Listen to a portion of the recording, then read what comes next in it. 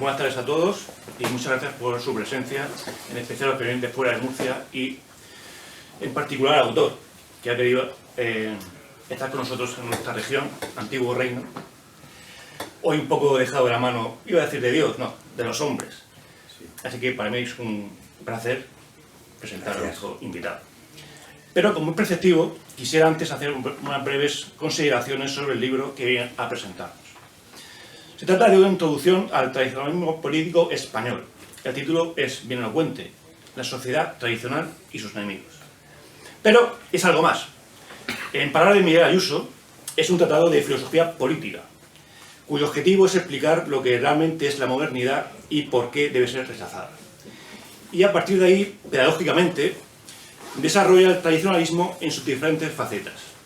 En sus páginas se encontrarán cuestiones trascendentales como el bien común, las relaciones Iglesia-Estado, el liberalismo, la patria y el nacionalismo, etcétera, etcétera. Pero, y esto es de mi cosecha particular, considero que es un libro de combate.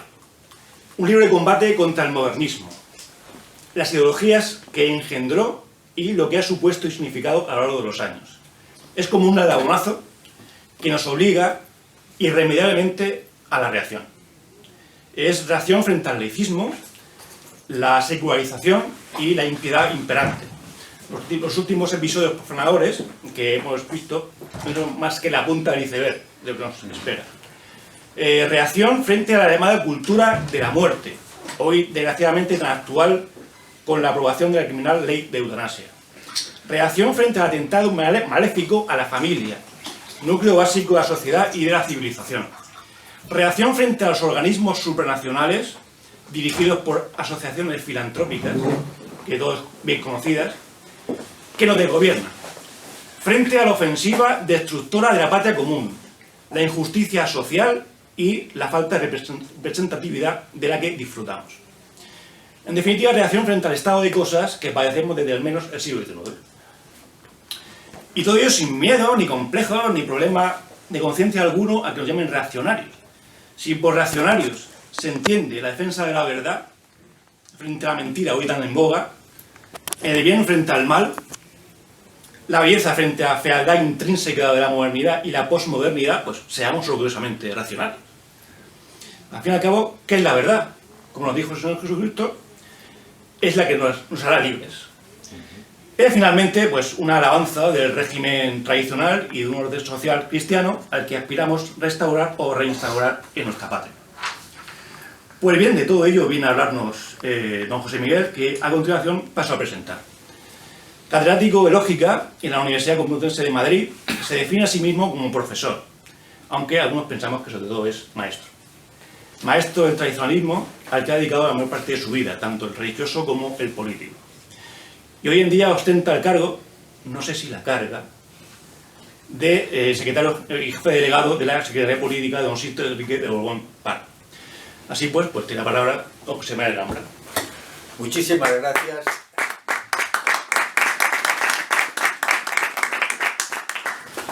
Muchísimas gracias por tan simpática presentación y también por haberme invitado a presentar este libro que también ha resumido nuestro amigo Diego. Gracias a Damián, a Antonio, a Diego y a Antonio Ortigosa, que han tenido la amabilidad, es decir, los miembros más destacados del Círculo Carlista de Murcia, pues muchas gracias por invitarme a venir aquí y poder presentar este pequeño libro. La finalidad que yo puedo hacer, que yo puedo perseguir en estas pequeñas palabras, pues es solo hacer una presentación de qué trata el libro, cuál es la finalidad del libro que yo he perseguido y por qué pasos he intentado obtener esos resultados, los haya obtenido o no, cosa dudosa. Entonces, este libro nació pues de unas circunstancias como en cierto modo sucede siempre. unas conferencias, que me pidieron que hiciera un libro con ellas, etcétera, etcétera. Bien, pero lo que yo pretendía con eso, pues eran dos cosas que enseguida pasaremos a ver. Aunque quizás lo mejor sea seguir un poquito por encima, haciendo una serie de pequeños comentarios a las diversas partes del libro, a los diversos capítulos. El libro, en sus líneas generales, tiene dos pretensiones, que expondré un poco según los capítulos, aunque no me voy a detener demasiado en su exposición, porque la cosa resultaría quizá un poco aburrida o un poco difícil de seguir cuando se tiene que exponer en unos pocos minutos el sentido de un libro, pues que tiene en realidad bastante contenido, no difícil. Pero la finalidad pues es de dos tipos. En primer lugar, la finalidad que tiene es conseguir presentar de manera sistemática el pensamiento tradicional, el pensamiento carlista, en una palabra. Es decir, la concepción tradicional de la sociedad, que es una cosa que hoy no se entiende sencillamente. ¿Quién puede querer defender semejante cosa? El otro día me decía un alumno que quería venir a mi clase por curiosidad, bueno, no, por interés, está interesado en el carlismo, pero pertenecía a otra clase en la facultad. Y me contaba como otro profesor, hablando de mí, yo no hablo de los otros profesores más que de manera anónima, yo no les cito. Pero bueno, él me citaba a mí, decía, y eso que no es, bueno, es un completo enemigo doctrinalmente, es de Podemos, son el género de gente con el cual yo me tengo que ver en la facultad. Pero bueno, él es bastante simpático conmigo, pero decía, ¿cómo puede ser catedrático y ser carlista en el siglo XXI, por Dios? ¿No? Eso pues puede dar la impresión, es un argumento que lo utiliza todo el mundo. Será por supuesto que no se puede ser carlista o no se puede defender la concepción de la sociedad tradicional en el siglo XXI. En realidad, ¿eso de dónde procede? Pues de una concepción progresista, que es una concepción en el fondo religiosa, evolucionista, que da por supuesto que en este mundo se va a producir en algún momento una situación de felicidad completa en este mundo, no fuera de este mundo, sino en este mundo de felicidad completa al cabo del tiempo. Y que un siglo pues es diferente del anterior en cuanto está progresando sobre el anterior necesariamente. Y las razones que se presentan, ¿cuáles son? La ciencia, fundamentalmente la ciencia, porque en el siglo XVIII no se sabía lo que en el XIX, ni en el XIX, lo del XX o lo del XXI. Y entonces, pues ese razonamiento que a todo el mundo convence, hace que si en el siglo XIX se mantenía la doctrina carlista, en el siglo XXI ya es imposible. Cosa que en principio es falsa, porque el marxismo es del XIX. Hay que empezar por... Y el liberalismo del XVIII. O sea que... Lo que pasa es que el carlismo se atiene a lo anterior y se atiene a una doctrina muy vieja, que es una doctrina que habrá ido progresando, perfeccionándose, sistematizándose, añadiendo argumentos, añadiendo experiencia, añadiendo hechos prudenciales, algo que empezó hace 2500 años, principalmente con Aristóteles. Pero después de Aristóteles ha habido muchos. En Aristóteles se encuentran muchísimas bases del pensamiento tradicional. Pero luego, fundamentalmente, pues cuando a lo largo del pensamiento cristiano, algunos doctores llegaron a recoger el pensamiento de Aristóteles y a ver que se hallaba en perfecta consonancia, en inferior consonancia con lo que enseña la revelación, pues eso progresó de alguna manera y se mantuvieron las mismas doctrinas, que luego se expandieron a lo largo del tiempo y llegamos a la Contrarreforma y el enfrentamiento con los protestantes, etcétera, al Concilio de Trento, a los escolásticos de la llamada Contrarreforma. El pensamiento continuó, a pesar de que se dice que el pensamiento pues a partir del siglo XVII solo es racionalista, y antes ya empezaba, pero solo es racionalista, no es verdad, y se continuó. Lo que pasa es que las historias de la filosofía nos presentan como si solo existiera Descartes, Locke, etcétera, y unos cuantos por el estilo. No, eso continuó y se ha mantenido hasta hoy. Tuvo un florecimiento muy grande, se ha mantenido doctrinalmente y también vitalmente a lo largo de la cristiandad. La cristiandad pues fue la organización política supranacional, digamos, más perfecta que ha existido a lo largo de la historia. Lo que pasa es que una serie de hechos del siglo XIV en adelante, pues acabaron con la cristiandad, con la amplitud de la cristiandad que se extendía por toda Europa. Y esa quedó relegada de alguna manera a España y en los pueblos hispánicos.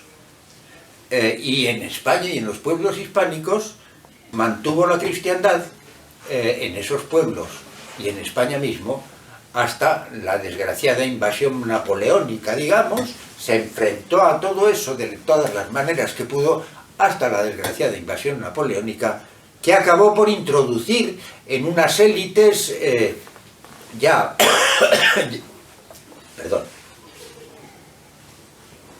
con anterioridad en el siglo XVIII, pero en unas élites que tenían el poder financiero, etcétera, y que acabaron por dominar en tiempos de Fernando VII el poder, etcétera. Y siendo muy pocos numéricamente en España, pues se hicieron con el poder en España, con el poder monárquico en España. Entonces resurgió no la cristiandad máxima, la cristiandad imperial de tiempos anteriores del imperio alemán, etcétera, de los emperadores en la Edad Media, sino que se mantuvo en España y en los pueblos hispánicos una cristiandad minor, como dicen algunos, y luego una cristiandad disminuida, luego una cristiandad menor en el carlismo. El carlismo lo siguió manteniendo, y no era ninguna cosa pequeña. Los carlistas eran muchísimo más, digamos, que los isabelinos, podríamos decir, enormes cantidades más. Lo que pasa es que los poderes financieros, el capitalismo que había surgido, tenía a la postre mucha mayor fuerza a través de los procedimientos que hoy mismo estamos sufriendo. Es decir, sufrimos enormemente por las cuestiones de las finanzas internacionales y el pretendido nuevo orden mundial que quieren instaurar, o parece que quieren instaurar. Bueno, pues tuvo eso pues una revitalización en el carlismo, que era una cristiandad menor. Y ahora, después del Concilio Vaticano II, después de la época de Franco, pues se ha quedado en un carlismo diminuto, pero existente, con las mismas doctrinas, capaz de mantenerse de todas maneras ahora en perfecta conexión con aquello, y ha mantenido la tradición, como en ningún sitio se ha mantenido, porque hay muchas tradiciones, pero solo en España se ha mantenido la tradición directamente desde los tiempos desde los tiempos de los concilios de Toledo hasta ahora. En ningún otro sitio. En muchos otros sitios ha habido rupturas y se ha intentado volver hacia atrás. Por ejemplo, en Francia pues hay tradicionalistas, hay más tradicionalistas, pero mucho más desnortados que en España, porque en España seguimos manteniendo una literatura unas enseñanzas, unas doctrinas directamente transmitidas de unos a otros hasta nuestros días. Y eso es un valor enorme, eso es un valor enorme. Porque el que vuelve hacia atrás, el que reacciona, el que encuentra que las cosas están muy mal, como yo creo que muchos de nosotros encontramos que las cosas están mal, malísimamente mal. Yo desde pequeño, pero ya tengo 70 años, o voy a cumplir en un mes 70 años y me jubila, pues desde pequeño oigo decir a mis padres, que eran carlistas, mi abuelo, que era carlista también, aunque no con la misma actividad que tuvo mi padre, pero a mi abuelo le oía decir que malísimamente van las cosas, y se murió en el 64, Y te decía, encontraba que la cosa iba horriblemente mal. Bueno, se murió en el 64, pero ya con la cabeza perdida mucho tiempo antes, pero él lo decía y luego lo han seguido diciendo. Todas las cosas van horriblemente mal. Y faltaba mucho para lo que ha venido después. ¡Qué diferencia! Bueno, los que encuentran que las cosas están mal, pues quieren volver hacia atrás, hasta encontrar el punto en que las cosas empezaron a ir mal, y entonces pues recuperar aquello. Pero eso pues se pueden equivocar, se pueden equivocar en la vuelta hacia atrás, y se encuentran pues como muchos tradicionalistas que en realidad, franceses, que en realidad eran positivistas, o admitían muchas de las doctrinas del positivismo del siglo XIX, de Comte, etcétera, que les influenció. Aquí no, aquí se ha mantenido eso con una constancia que no se ha podido encontrar en otro sitio. Bien, pues ese carlismo es el que yo... el carlismo pues es una tradición, pero claro, una tradición con progreso. No es el amor a lo viejo, no es el amor a lo viejo, no es el amor a las cosas antiguas, no es el amor a montar a caballo, etcétera. Bueno, no hay nada en contra de los caballos, pero no es un intento de reproducción de nada antiguo, y no es contrario a lo que no tengan de malo los teléfonos móviles. Tienen mucho de malo, pero en su uso en sí mismo pues pueden ser perfectamente útiles, y otras mil cosas. No somos unas personas que nos guste mantener viejas tradiciones y vestir a la antigua, etcétera. Bueno, hay chalados de ese tipo, pero eso, una cosa pues no quita la otra.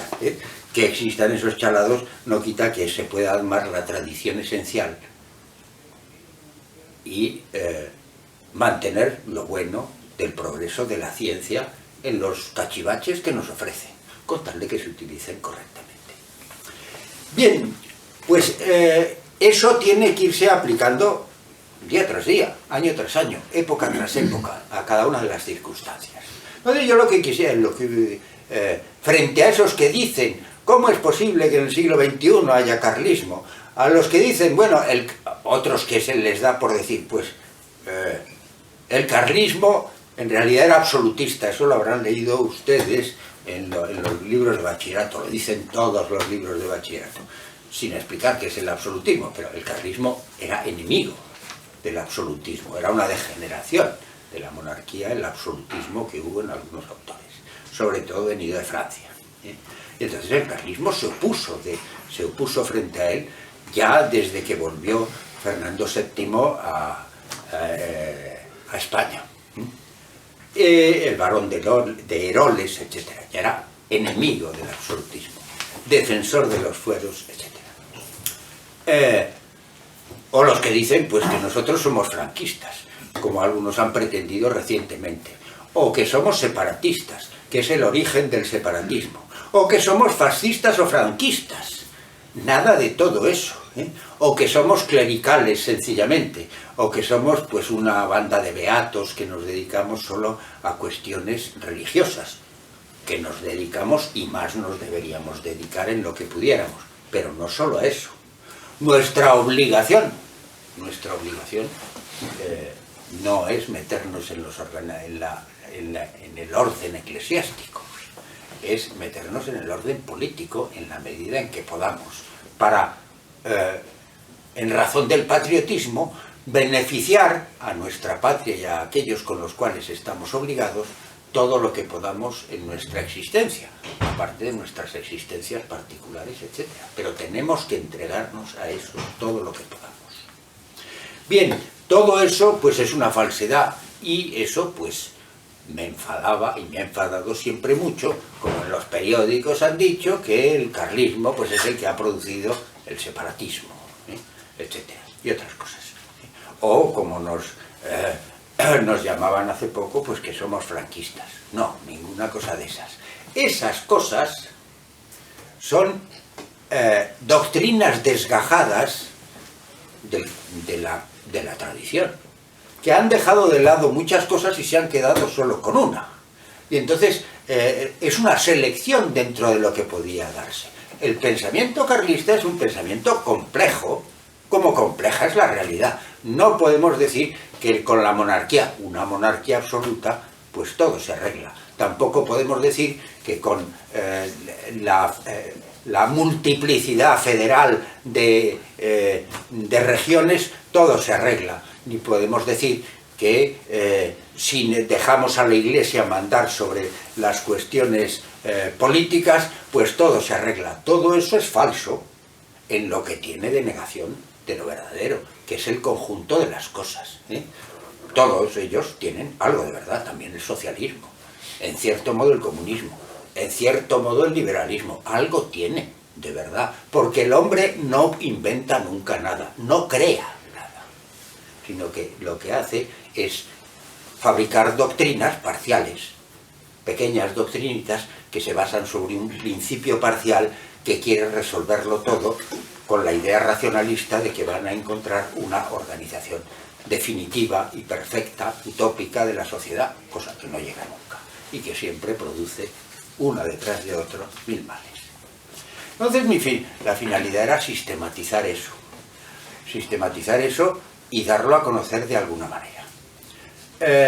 Claro, ese pues es el trabajo dinológico en cierto modo, porque pues, intentar coordinar unas cosas con otras, ver cuáles son los principios fundamentales, qué se sigue de esos principios fundamentales y presentarlo ordenadamente, mostrando que no es tampoco una suma de doctrinas que son incoherentes y que están añadidas unas a otras sin orden ninguno, sino que los principios del carlismo son unos principios que parten de algo evidente, de que parten de algo esencial y del cual se siguen otras muchas cosas que casan unas perfectamente con otras. Bien, esa era una de las finalidades. Pero bueno, esa finalidad de alguna manera ya se había hecho en muchas ocasiones, no aplicada a la actualidad. Y esa aplicación a la actualidad es lo que en segundo lugar me interesaba. Aplicación que es la parte crítica. Hay una parte construens, una parte de construcción, donde se pretende organizar el pensamiento tradicional, que eso ya se había hecho, de alguna manera, en una serie de autores que siempre han tenido, a lo largo del carlismo, han intentado presentar de manera ordenada el pensamiento carlista. Eso pues desde Polo y Peirolón, Hernando de Larramendi, Elías de Tejada y luego otros muchos también. En eso, pues, aunque los argumentos son un poco diferentes y están presentados de manera diferente aquí, lo que tiene, lo que presenta, sobre todo, es los enemigos. ¿Cuáles son los enemigos del tradicionalismo? La argumentación, lo que el libro trata de presentar es, desde unos principios, deducir todas esas cosas y cuáles son los momentos en los cuales se desgajan las diversas ideologías que están produciendo una cantidad enorme de enfrentamientos, de revoluciones, de malestar, de imperfección en nuestra vida, de la cual a veces ya ni siquiera somos conscientes. Entonces el libro quiere sacar a la luz esa conciencia que deberíamos tener nosotros de la esclavitud a la cual estamos sometidos y al mismo tiempo mostrar cómo eso, en principio, según la doctrina tradicional, que no es carlista, el carlismo lo que hace es recogerla, pero viene desde hace 2500 años, por lo menos. Bien, entonces el libro, pues ¿cuáles son los momentos principales del asunto? Pues hace una primera, tiene 8 capítulos, una introducción y una conclusión. En el primer capítulo lo que hace es presentar las paradojas del pensamiento moderno. El pensamiento moderno que es de carácter racionalista e idealista. El idealismo es una cosa que casi nadie sabe lo que eso quiere decir, pero es una cosa que es absurda. Quiere decir que no existe el mundo, que no hay una evidencia del mundo, que ustedes son unos colores que están ahí para mí, unos colores que van cambiando, y para cada uno de ustedes, si es que ustedes existen y lo veo desde mí, cosa discutible y que habría que razonar para decir que estoy aquí, que hay otras personas y que yo no estoy hablando a nada, pues eso necesitaría un razonamiento complicado, etc. No, el pensamiento clásico, Aristóteles y Santo Tomás señalaban que lo primero que nosotros vemos con nuestros sentidos es lo que es, lo estamos viendo en cuanto que es. No es una cosa que surge en mí, sino que es algo que nos remite, que nos presenta lo que es a la manera en que nosotros podemos recibirlo. Bueno, pues el pensamiento ese racionalista, que empieza con la duda de Descartes, ese pensamiento racionalista, pues tiene como resultado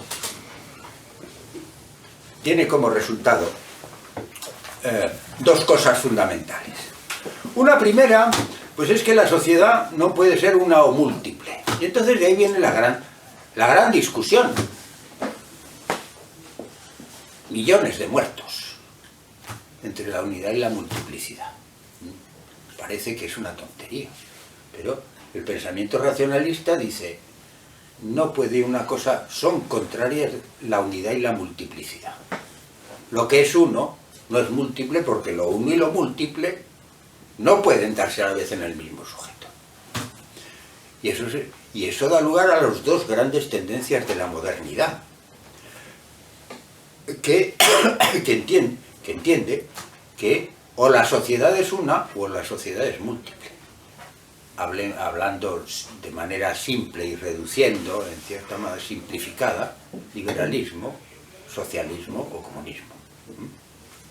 En el comunismo y también en el nazismo y en el fascismo, los individuos no son más que un momento del Estado, prescindible, que tienen una existencia transitoria, en cuanto que el Estado saca una utilidad de ellos. El Estado está por encima de los individuos. El que decide, el que vive, el que existe realmente es el Estado. Liberalismo anterior a medias, anterior a medias. Pues el liberalismo, los individuos existen, se supone que existían, cada uno por su lado, de alguna manera, quizá con sus familias, etc., e hicieron un pacto accidental para formar la sociedad.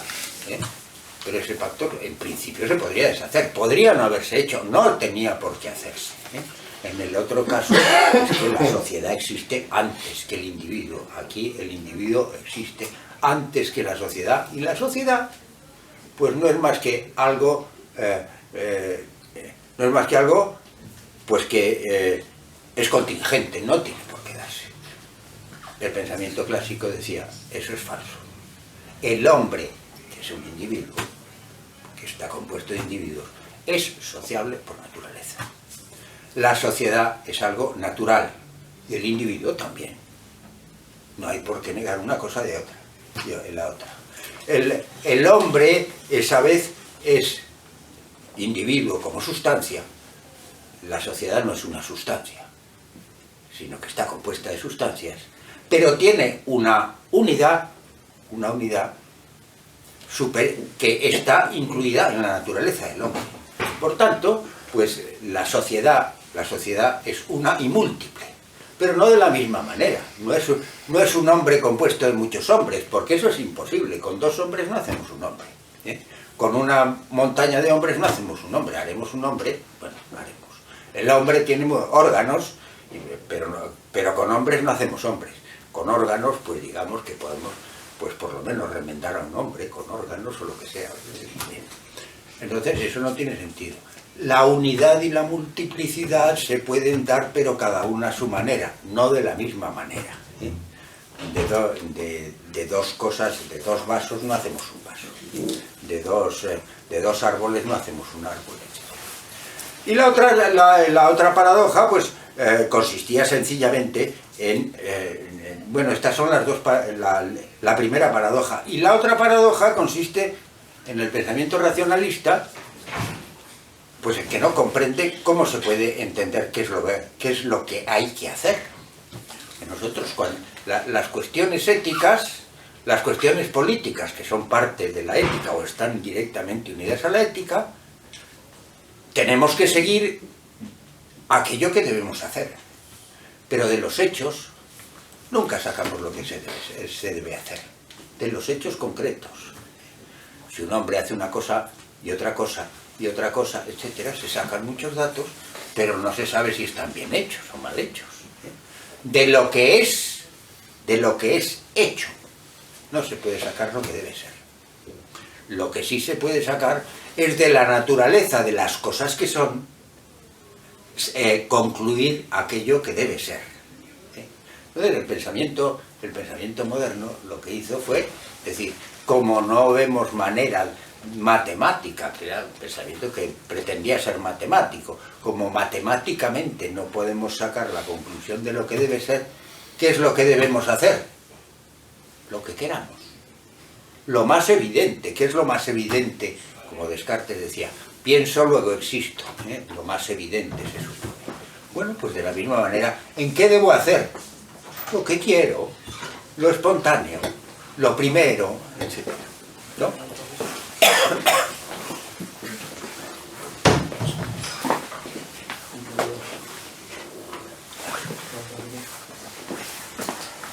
Y entonces, a eso pues también le contesta el pensamiento tradicional, diciendo que no, que sobre el ser, sobre la esencia de las cosas, sobre la naturaleza de las cosas, se saca en primer lugar lo que se debe hacer, no sobre cada uno de los hechos, porque estadísticamente, por muchas estadísticas que hagamos, no sabemos lo que tenemos que hacer moralmente. Con muchos hechos que saquemos, no sacamos lo que se debe hacer. Pero si encontramos la esencia y la naturaleza de las cosas, sabemos que debemos seguir lo que está inscrito en la naturaleza del hombre para que haya su mayor perfección. Que no consiste, como algunos dicen, en salir del armario, en divertirse todo lo que pueda, en manifestar su propia personalidad en todos los sitios, etcétera, sino que consiste en llegar a la mayor virtud, es decir, al desarrollo de sus capacidades principales, al desarrollo de sus capacidades más altas, que son la inteligencia y la voluntad. Eso es lo que hemos de perfeccionar, y eso lo sacamos de la naturaleza del hombre, no de cada uno de los hechos. Bien, pues una vez visto eso, el libro presenta luego, eso en el primer capítulo. No voy a exponer los restantes capítulos, que son 7, con esta longitud, no se preocupe. ¿Cuánto tiempo llevamos? Porque no sé cuándo hemos empezado. 30 minutos. ¿Hemos empezado? Pues tenemos un cuarto de hora más o menos. ¿Nos queda un cuarto de hora? Más o menos. Pues muy bien, bueno, perfectamente. Algo más. Perfectamente. Pues entonces, los pasos siguientes que presenta el libro, pues es, después de presentar los principios del pensamiento clásico, presenta los principios del pensamiento moderno. ¿Cuál es el principio del pensamiento moderno fundamental? Pues se une a aquello de la espontaneidad de la que les he hablado hace un momento. ¿Cuál es el fundamento de la política y de la moral en la actualidad? Pues la libertad de espontaneidad. y en ello se encuentra la dignidad de la persona, una dignidad entendida como manifestación de la voluntad singular de cada uno de los individuos, o como manifestación de la voluntad popular de todos ellos, del hombre. Y eso es el principio que se obtiene, pues primero por el nominalismo y luego por el luteranismo, por el protestantismo y su desarrollo. El protestantismo empezó, bueno, el nominalismo pues quitó la capacidad de la razón para conocer la naturaleza, del cual hablábamos hacía un momento, que es de donde salen los principios éticos cristianos tradicionales. Pero luego el luteranismo pues quitó la unidad religiosa, y por tanto hizo desaparecer la autoridad sobre la que nos basamos cuando no somos capaces de utilizar la razón. Es decir, el nominalismo quita la razón, luego pues ¿qué hay que hacer? Pues seguir a los curas, lo que nos digan los curas, y hay que seguir como principio la voluntad mía, no la voluntad mía, una voluntad mía que se supone que está dirigida por Dios al interpretar las escrituras, etc. Y luego, por tanto, pues ya se trata de seguir el libre examen en la determinación de lo que nosotros queremos. Hemos quitado la metafísica, dejamos la religión, pero interpretada a nuestra manera, guerras de religión, paz de Westfalia, y eso se convierte a la postre pues en un principio estrictamente ajeno a la religión. ¿Cuál es el principio general que nosotros debemos seguir? Hacer nuestra voluntad, convertirnos en nosotros mismos, llegar a ser lo que nosotros mismos somos. Son expresiones que utiliza todo el mundo, de alguna manera.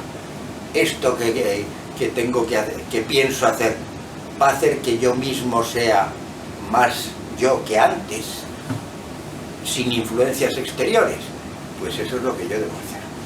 Rousseau lo presentaba de alguna manera y coincide exactamente con la ley de Podemos que quiere de los homosexuales y la LGTBI. Rousseau decía, si tú sientes que algo es bueno, y si te sientes que es ambiguo, no se sabe qué sientes, es decir, sentimiento, pero ¿qué es el sentimiento? Los sentimientos no existían en la antigüedad dentro del análisis del alma, existían las pasiones, no los sentimientos. Si tú sientes que es malo, es malo. Y Podemos dice en la ley que quería admitir, y que no sé hasta qué punto en cada comunidad se ha admitido, pero se ha admitido, ¿no? Si tú te sientes mujer, pues eres mujer. Y si te sientes hombre, pues eres hombre. Y si consideras otra cosa cualquiera de las 1000 posibilidades que se presentan ahí, pues eso eres, lo que sientes. Eso es lo que debes hacer. Tienes que salir del armario, etcétera, cosas de esas, ¿no? Bueno, pues ese principio es el principio fundamental del pensamiento liberal. Pero claro, ese principio se puede aplicar a los individuos o a la totalidad, y habrá una voluntad de cada individuo que da lugar naturalmente, bueno, en la cual se hace un pacto y acaba en última instancia pues con una cierta anarquía. Anarquía que, claro, el Estado, una vez que se ha hecho el pacto, y los gobernantes pues tienen que refrenar. Entonces la refrenan por medio de leyes, etcétera, y demás leyes. Estamos en una democracia y somos unos esclavos. El otro día pues fui a la farmacia y pedí una medicina que siempre le habían dado. Ahora tienes que ir a pedir una receta cada vez que vas. Me meto en el coche y antes pues si quieres, no había cinturones de seguridad, pero pues ponte un cinturón si quieres, y si no quieres no te lo pones.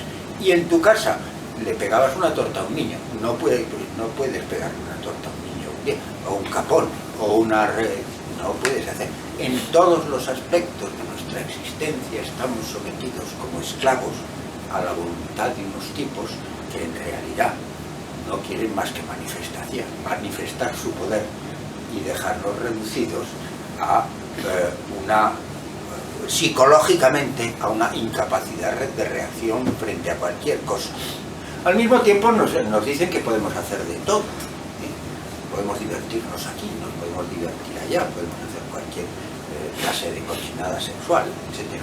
Podemos hacer viajes aquí y allá, pero el resultado es que somos unos esclavos a los cuales pues les dan unos entretenimientos, pero no tenemos una responsabilidad, no hay nada que sea nuestro que nosotros vayamos a defender, no hay nada que sea nuestro al cual nosotros entreguemos nuestra vida, no hay nada que a la postre que queramos.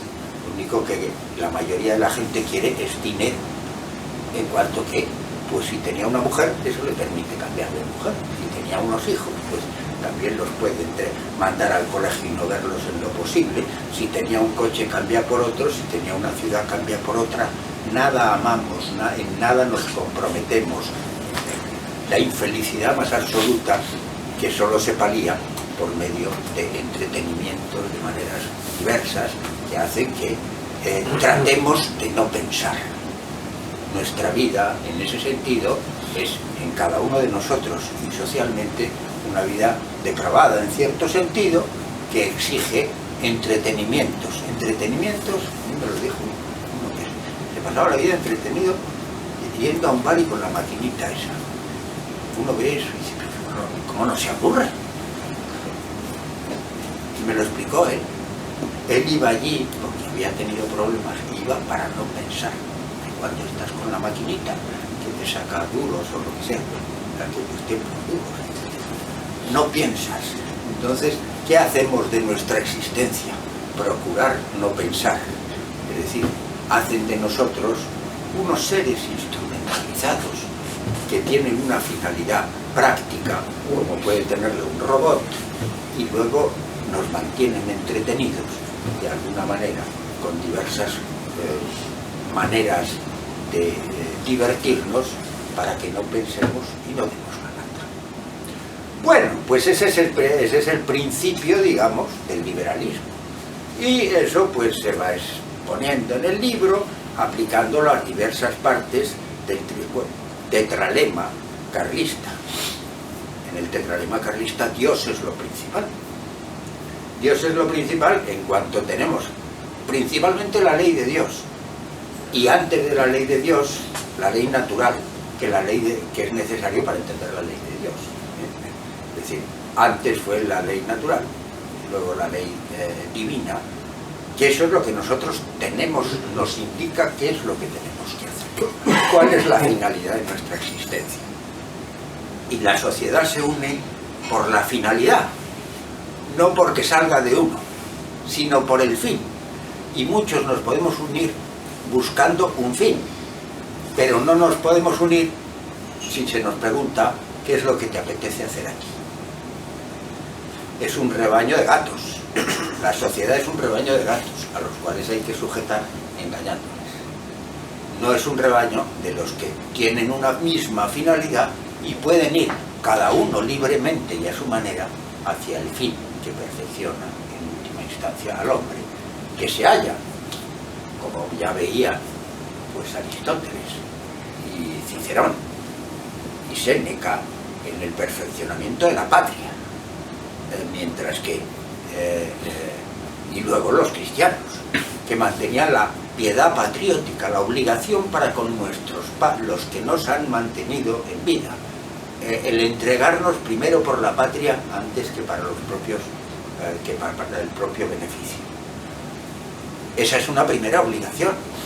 Luego hay la obligación de mantener las patrias chicas, a través de las cuales nos unimos con la patria grande. ¿Cómo vamos a amar un país constitucional? ¿Soportamos el país constitucional? No, lo amamos, porque la Constitución nos da unos supuestos derechos, pero sí, como no nos los da, pues ¿qué vamos a amar? En cuanto venga una revolución o un lío, carretera y a otros sitios si podemos. Esa es la actitud que todos tenemos. No hay amor a la patria, porque no hay amor a la patria chica, porque no hay amor al pueblo, porque no hay amor a tus hijos, ni a tu mujer, que bueno, pues tienes una mujer, pero un tiempo, y si las cosas van mal, pues cambiamos. Con dinero se arregla todo. Y luego finalmente al rey, la autoridad suprema. Naturalmente, mejor método, mejor procedimiento de gobierno, según una concepción que es de Aristóteles, y que es también de Santo Tomás, y que en general ha sido mantenido por los doctores de la Iglesia. La monarquía mixta o templada. Una monarquía que no puede ser absoluta porque tiene otros poderes que no le dejan ser absolutos. Las cortes, los estamentos, los fueros, las diversas regiones, los diversos reinos y nuestra familia donde no se puede meter nadie. Como en El alcalde de Zalamea y en otras novelas donde se defendía la independencia que tenemos que defender frente a los poderes superiores. Y el rey tenía la obligación de someterse a eso, pero al mismo tiempo mandar sobre los demás, con la finalidad, sobre todo un rey que tiene que ser, no estos reyes. No diré nada porque me están grabando, pero bueno, esto que hay ahí, pues no son reyes, vamos. Estas monarquías constitucionales es una contradicción interna. No, lo que hay es... Pero esos reyes se decía que tenían que ser fuertes. ¿Tenían que ser fuertes para qué? Para proteger a los débiles, para no dejar que hubiera unos poderes como los poderes existentes en la actualidad, en el poder general de este supuesto orden mundial, que yo no sé si existe o no, pero es el supuesto orden mundial. Hay unos financieros, unos Soros, unos tipos de esa categoría, de ínfima categoría moral, que con su dinero someten a todos y a nuestros hijos y apenas les dejan vivir. Que ustedes, pues sean hijos o sean padres, lo conocerán. La situación en la cual se halla todo el mundo. ¿Por qué? Pues por las finanzas. Por unas finanzas que un rey no puede tolerar. No puede tolerar que haya alguien que tenga mayor poder que el rey. Y el rey tiene que proteger especialmente a los que más desprotegidos están. Bueno, pues esa era la otra finalidad, en última instancia, que tenía como fin mostrar cómo no basta, ya acabo, mostrar cómo no basta en lo que nos rodea, cómo no basta las soluciones parciales, y que eso es lo que nos está destruyendo en España. Porque en el fondo somos liberales. ¿Y cada uno de qué se preocupa? Pues el padre de familia de que quiere una educación. Católicos, porque quiere una educación. Lo demás le importa un bledo. El otro quiere, pues, las finanzas, un padre también. Pues hombre, las finanzas, tienen ustedes que ayudarnos, etcétera. Se preocupa de las finanzas, pero no se preocupa de la educación. Y otro está preocupado con la aparición de Podemos y de otras cosas por el estilo que nos asustan, y cada uno prescinde de todo lo demás y se preocupa de lo que sale de mí, de mi libertad, de espontaneidad, que solo se preocupa por una cosa, y cada uno de ellos al mismo tiempo exige unidad en torno a lo que él defiende. La doctrina carlista unifica todo eso, enseña todo eso a la vez, que no es carlista, que es de siempre. No es invención de los tratadistas carlistas, que tienen unas bibliotecas hechas por ellos enormes. Nadie habla de ellas, nadie habla de ellas. No aparece ni en las universidades las revistas, etc. Tiene un saber enorme, no es nuestro, pero en eso se recopila, se une una sabiduría de muchos siglos que dice dónde cada una de estas peticiones que hacemos cada uno y que queremos que se conviertan en esenciales, pone el lugar que a cada uno corresponde. Solo en la doctrina tradicional carlista puede haber una unidad y un perfeccionamiento de la sociedad de acuerdo con las enseñanzas sociales de la Iglesia. Muchas gracias por la paciencia que has tenido al presentar.